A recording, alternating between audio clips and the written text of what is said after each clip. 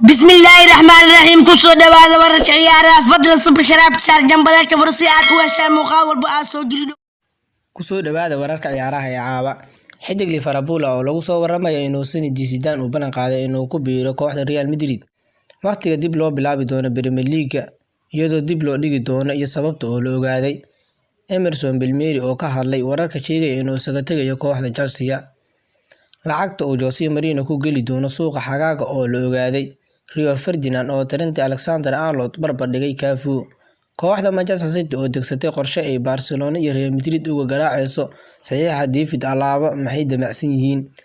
waa maxay sababta ay Barcelona si lama filaan ah ugu dhaqaaqayso saxiixa xidiga Tottenham Dembele iyo xidig Liverpool oo laga helay xanuunka coronavirus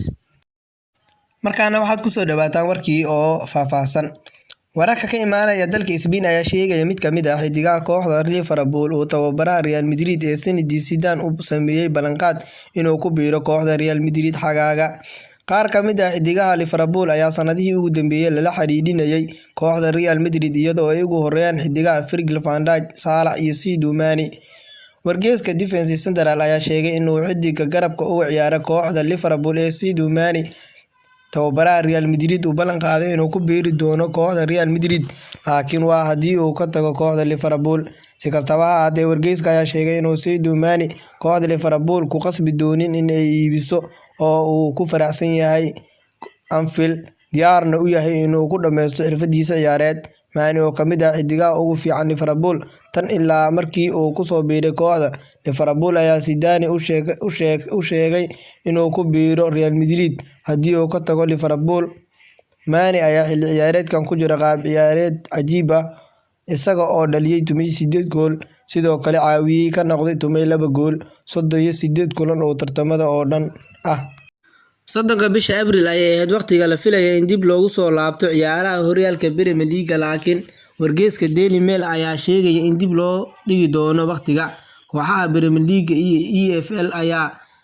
haatan u sheegay maamulka tartamadooda kala duwan ku wargeliyay in aanay diyaar u ahayn inay waqtigaas ku soo laabtaan kulamada waqti cusub oo lagu soo laaban doono horyaalka Premier League ayaa la filayaa in la shaaciyo marka ay Premier League iyo EFL kulmaan toddobaadka dambe sababta ay kooxaha Premier League u doonayaan in dib loogu dhigo waqtiga la soo laabanayo ayaa ah in dalka UK la gelin doono bandow kaas oo ku jiri doono muddo 3 toddobaad ah toddobaadka hor waxaa la sheegay in kooxaha Premier League ku soo laaban doonaan Premier League soddonka bisha Abriil laakiin Premier League ayaa isku raacay in waqtigaas dib loo dhigi karo kooxaha Premier League ayaa doonayay in soddonka bisha Abriil ku soo laabtaan tababarka buuxo sidoo kale dib loo dhigo ugu yaraan muddo bil ah waqtiga la ciyaari doono kulamada xidiga daafaca uga ciyaara kooxda Chelsea Emerson Palmieri ayaa sheegay inuu ka mid jabsan yahay wararka beenta ee la xiriirinaya inuu isaga tagayo kooxda Chelsea xagaaga dhammaadka xilli ciyaareedkan xidiga reer Italy ayaa si cadal leh uga hadlay wararka beenta ee la xiriirinayo inuu uga tago kooxda Chelsea dhammaadka xilli ciyaareedkan kooxaha Inter Milan iyo Juve ayaa la fahansan yahay in ay doonayaan xidiga reer Italy kaas oo ka soo ciyaaray horyaalka Serie A ka hor inta uuna ku soo biirin Chelsea Emerson Palmieri ayaa boggiisa Instagram-ka ku soo jawaabay wararka la xiriirinaya inuu ka tagayo kooxda Chelsea dhammaadka xilli ciyaareedkan adduunku waxa uu marayaa waqti adag laakiin waxaa jira saxafiyo qoraya warar been ah ayuu Emerson soo qoray inta badan ma hadalo laakiin waxaan doonayaa inaan ka hadlo wararka beenta ah waxba kama jiraan wararkaas kamana fikirayo inaan ka tago kooxda Chelsea tababaraha kooxda Tottenham Jose Mourinho ayaa lagu soo waramayaa in la sii doono lacag dhan 145 milyan oo euro marka la gaadho suuqa kala iibsiga xagaaga si uu ugu soo saxiixdo xidiga cusub Mourinho ayaa Pochettino ka bedelay shaqada Tottenham laakiin tababaraha reer Portugal ayaa si adag ku bilowday isaga oo laga badiyay 9 kulan oo kamid ah 26 kulan oo uu hogaamiyay kooxda Tottenham ayaa wajahaysa in ay ka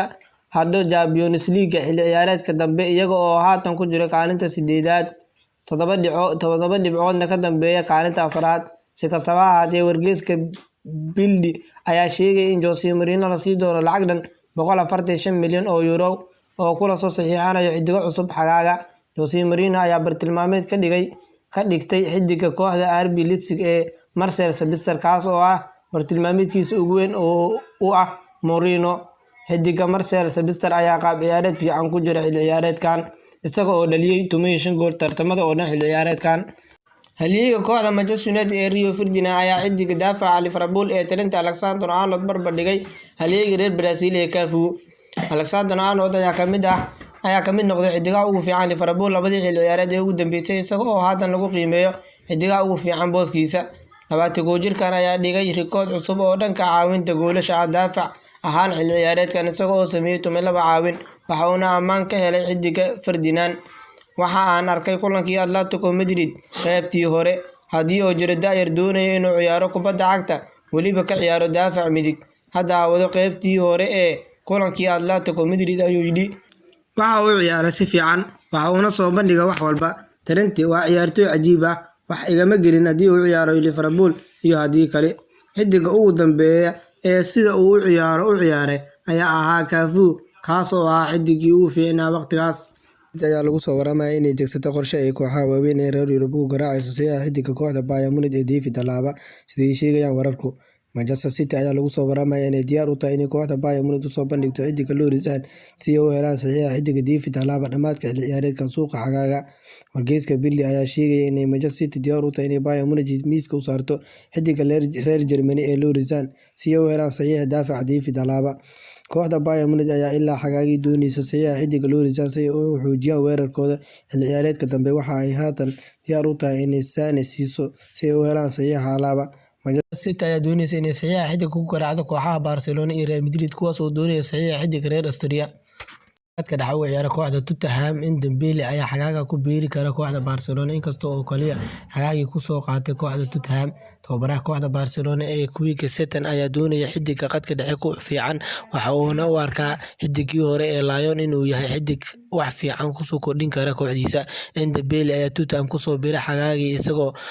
qoti 4 milyan oo euro ugu soo biiray, sidaasna uu noqday xidiga ugu qaalisan kooxda Tottenham. Laakiin xidiga ayaa ku dhibaatoonaya kooxda Tottenham xilli ciyaareedkan isaga oo ka baxay qorshaha tababare Jose Mourinho kaas oo xitaa weerarka ku qaaday xidiga reer Faransa. Si kasta ha ahaatee, kooxda Barcelona ayaa u dhaqaaqi karta xidiga khadka dhexe dhamaadka xilli ciyaareedkan gaar ahaan suuqa xagaaga. Wargeyska Mundo Deportivo ayaa sheegay in kooxda Barcelona xidiga reer Faransa u doonaysa inay bedel uga dhigto xidigaha Ivan Rakitic iyo Arturo Vidal. intaas waxay ahayn wararka caawa, sidaas iyo nabadgelyo.